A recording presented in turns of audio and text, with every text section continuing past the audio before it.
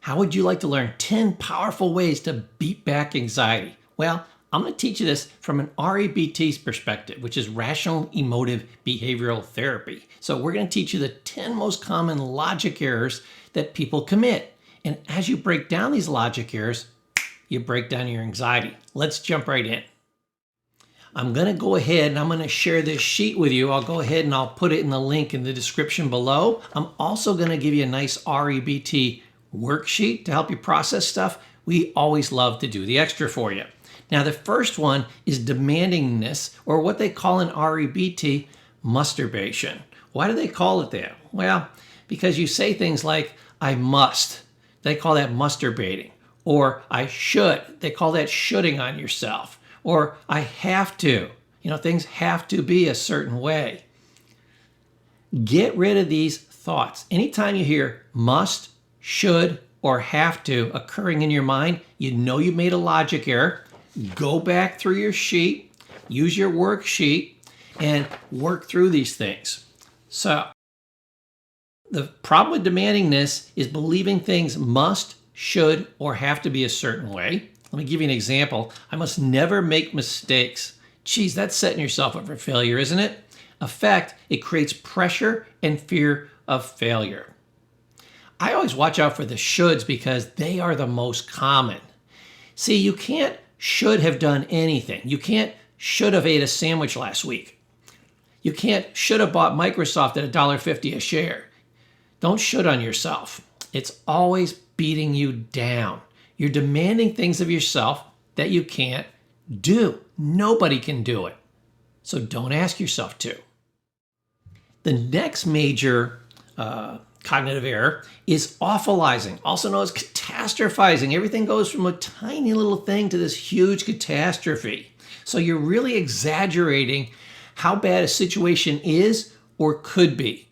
Don't exaggerate things in your mind. People exaggerate, oh God, if I embarrass myself, I'm just going to die. The fatality rate from embarrassment is amazingly low. Now, don't get me wrong, you might feel like you're going to die, but it's not going to happen.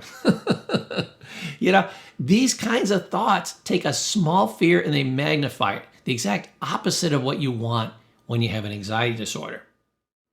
The next one, and this is one of my favorites, it's called LFT, stands for low frustration tolerance. It means you're a big wuss.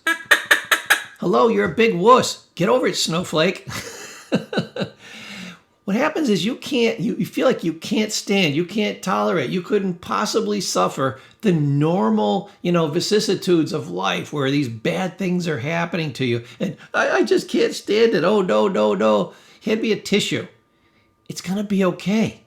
This is not a catastrophe. This is not the end of the world. And you're a lot stronger than you think.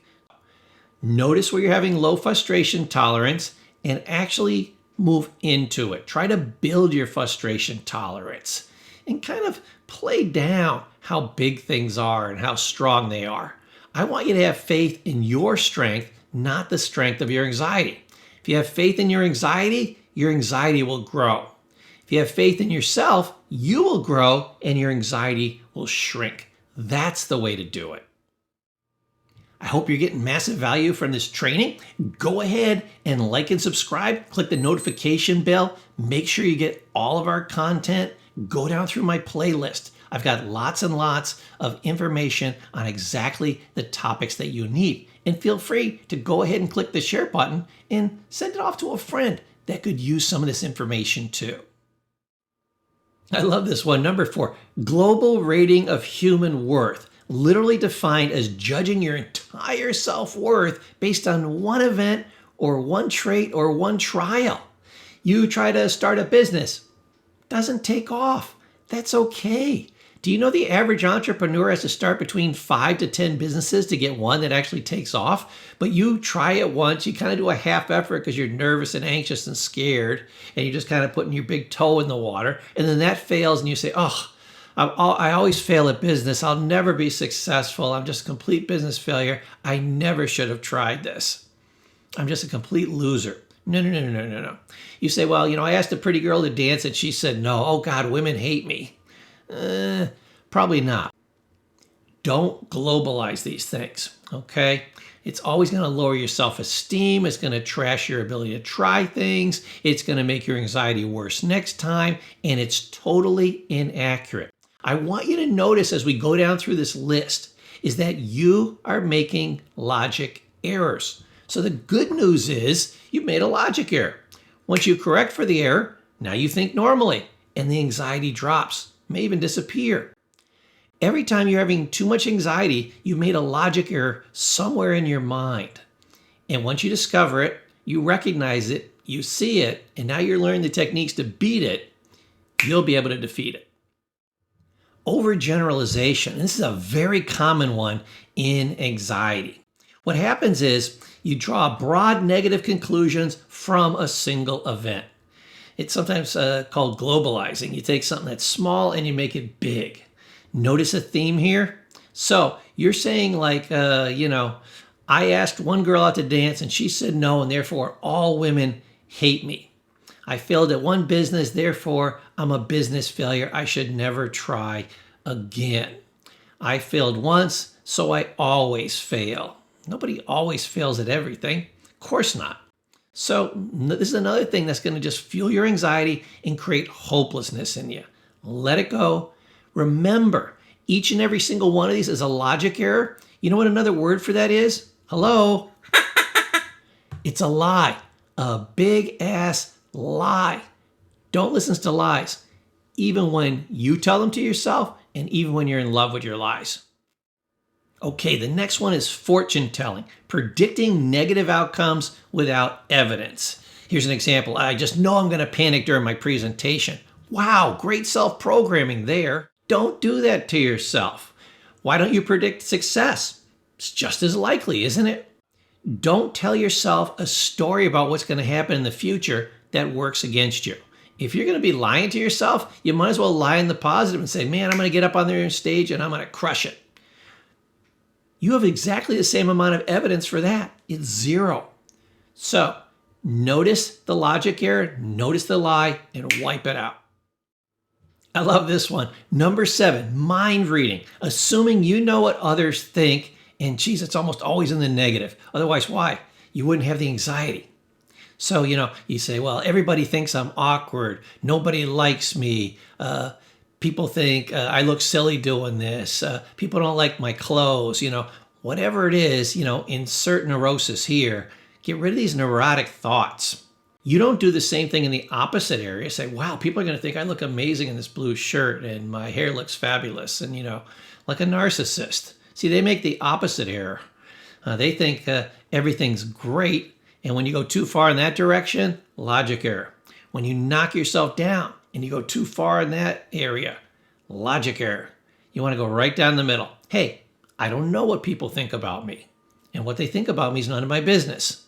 I'm not going to be a mind reader. If I got to be a mind reader, wow, this is going to be $2.99 a minute. I'm your psychic friend, and thanks for calling the hotline. You don't have that kind of psychic power. Let it go, let it go, let it go. Minimizing the positive.